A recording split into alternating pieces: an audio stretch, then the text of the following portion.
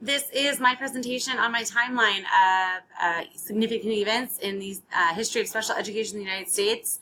I focused on events that show kind of where we've been and hopefully where we're going regarding inclusion and individualization in education. My first event is actually two. I kind of cheated on this one. 1817, the opening of the Connecticut Asylum at Hartford for the instruction of deaf and dumb persons. This is our first permanent school in the United States for the deaf. And then after that, there was also in 1829, the New England Asylum for the Blind, later called the Perkins School for the Blind, opened in Massachusetts. This is the first school in the United States for children with visual disabilities. So I chose to start here because really this is the beginning of us individualizing education and identifying that maybe these notions that some people are not educable are just wrong. And everyone deserves an education, and here's the opportunity for some people. I imagine I learned a little bit about these schools and about how this kind of came after a lot of work that was done in Europe. This became kind of a wave of creating these individualized schools. So they're not inclusive, but they do allow for the education of these people that are otherwise completely marginalized in all other aspects of life. So this is an important step in the right direction as far as acknowledging that everyone can be educated and that everyone deserves an appropriate education. 1899, Elizabeth Farrell's experiment. So there's actually several years involved here, but from what I could pin down in the little book I read about her, this was when she had the first round of her new experimental curriculum while she was being kind of observed by a woman that ran the, oh my gosh, I'm blanking on the name, but there was a little school in New York, can't remember what it was called, and then the principal at her school. So Elizabeth Farrell looked around, so back up. In New York City, they had started passing compulsory education laws. This immediately resulted in more kids at school, which makes perfect sense. And with more kids at school, all of a sudden we are facing not just a small classroom environment full of kind of similar people that are easily educated in the standard traditional old way where you just sit and you receive your education. J.M. Rice, there's some excerpts from a paper he did called The Public School System of the United States in 1893. There were some excerpts in this book I read about Elizabeth Farrell.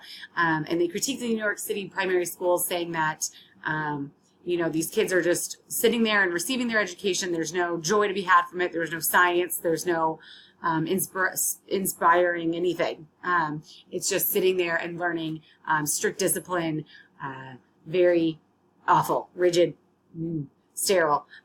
So Elizabeth Farrell sees that they are losing the battle as far as, education versus the streets. People that traditionally weren't being educated before are still not necessarily being educated because they see that they have more opportunity out on the street to make money, or they don't feel that school is appropriate, like they don't feel that they belong there at school.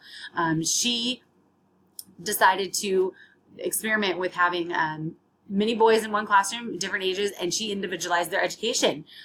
She caught the eye of some people, and she was allowed to do this as an actual experiment being observed, and then she was allowed to make this program grow.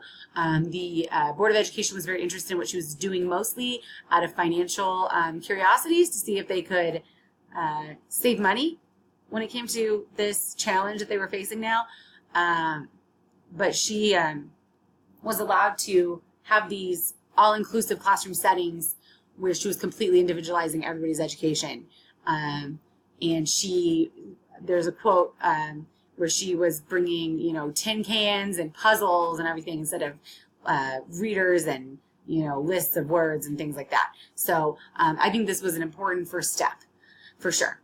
In 1918, all states have compulsory attendance laws. So Mississippi is the last state to get one of these. They are not all the same by any means. Each compulsory education law looks different state to state. But at this point in 1918, we at least know that all the states have something in place. Mississippi, unfortunately, is also the first to repeal their compulsory education law. Whoops. But this wave of compulsory education laws also was met with a wave of pushback. And so while there's a push to get everyone educated and get us all on the same page and create this good system of education in our country, there's also a push to exclude people. There's a push to separate people. So everyone had to go to school by law, but not everyone was actually allowed to go to school. But I think this is important because I imagine this really demanded the apparent need and the urgency for programs for special education, because while some people have very apparent disabilities and they're not going to be welcome at school, some people have more minor, not apparent disabilities that may manifest in a different way.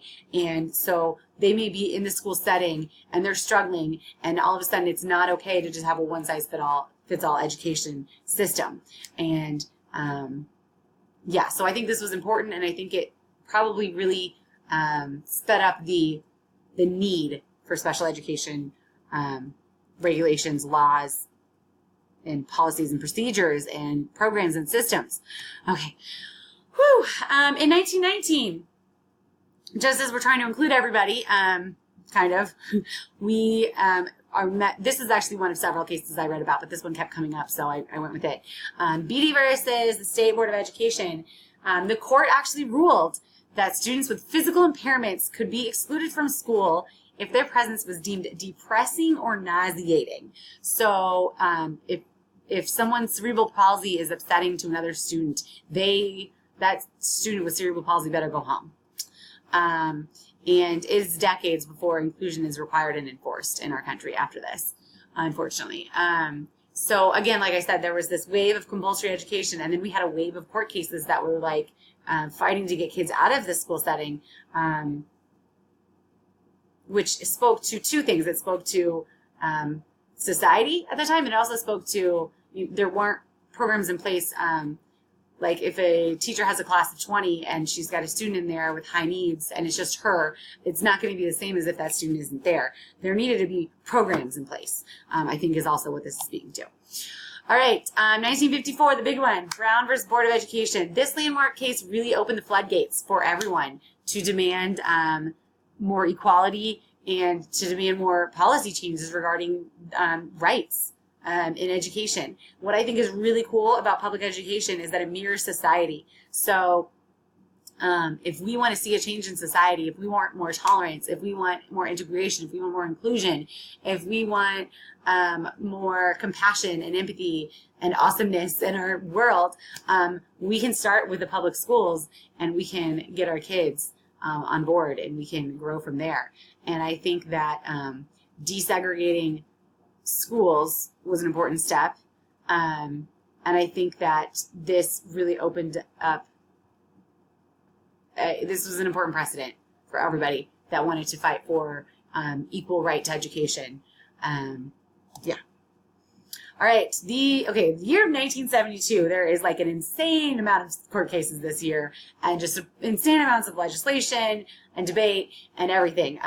So there are two big court cases this year. Park, abbreviated Park, and then also Mills versus Board of Education in the District of Columbia. So both of them, the court rules that free, appropriate education must be provided for all children with exceptionalities, regardless of the severity of their disability. So here you have multiple court cases that are demanding this specific ruling. They're saying, yes, you have to educate these children. And then in Mills, they also recommended timely reevaluations, and they said that parents have rights. They have a right to appeal. They have a right to due process. They have a right to be notified of things. They have a right to have access to their students' records. These are important precedents because this kind of builds the framework for what we have today. And whether or not these things actually immediately happened after these court cases, that's obviously not super true. This led to the congressional investigation of 1972, where they went into schools to see if these things were happening. Because at this point, there were some laws and protections in place, but they weren't being enforced. They weren't being carried out. It wasn't happening. All right. Education for All Handicapped Children Act of 1975. So there were some laws previously that kind of included some things regarding special education, but this is specifically about this, okay, for children with disabilities, handicapped children. It was revised several times after 1975. This law mandated that individual education programs for all students with disabilities, okay, there needs to be individualized education. It establishes in law, all children must receive the services in the least restrictive environment. Okay, this again is an important part of what we know today to be our special education system. Ooh, I'm going to run out of time. Okay, ensures the due process rights. Okay, this was amended, reauthorized in 1978, 1983, and 1986. This is kind of the beginning of our foundation of what we see today. All right, we finally started making leaps and bounds of progress in the 1970s, and we've only seen progress since then. 2004, the Individuals with Disabilities Education Improvement Act of 2004, which we still were allowed to call IDEA because it just made it easier for people. This is the latest amended and authorized version of this law, and it is currently in its most comprehensive form, and it is aligned with No Child Left Behind. There are more accountability and protections than ever before. IDEA of 1990 was amended and reauthorized in 91 and 97. So this is that same, but it's improved for 2004. And we have our concepts that we know, the idea, the principles are all established with this. So we have a set concept of what we want to achieve with special education programs and what we require, and the training and the rights and the protections, all of those things. These are finally in stone, and they're set. Okay, so for years, progress toward inclusive and appropriate education was tediously slow. It was tiny little, it was like dragging a brick along, right? Like it's just barely making inches, right? With more social progress, our country has made great advancements in the last 40 years. So just like we've made these huge leaps as a society, we've also made these huge leaps in education. It might even be a chicken and egg situation. I think really these huge leaps in education have helped us make these huge leaps as a society to be more inclusive and awesome. I think the future will continue to include all people in education. I think we will continue to find innovative ways to individualize education for each and every student. Everything I read, all the journal articles, all spoke to more. I think one thing we are in danger of is if we don't fund it, because more individualized education and more inclusion will always require more people. It will always require more staff, and staff will always cost money. So we can never let that falter. We need that funding. But I think as long as we can fight for that funding, I think that we will continue to have a more impressive education program every year. I think the blanket acceptability of inclusion will become more and more accepted by everyone as everyone gets older. I know there is still an older generation that doesn't understand, and they think that the normal kids in the classroom are going to be somehow hurt by a student being included in their classroom that maybe isn't learning the same way they are. And I think there's less and less of that, because now we have kids, or now we have adults who were kids in those classrooms and they know it didn't hurt their education. Yeah, so I think we're on to greater things. I think we are moving toward probably the most inclusive, individualized, and impressive classrooms ever. I think we're on our way to good things.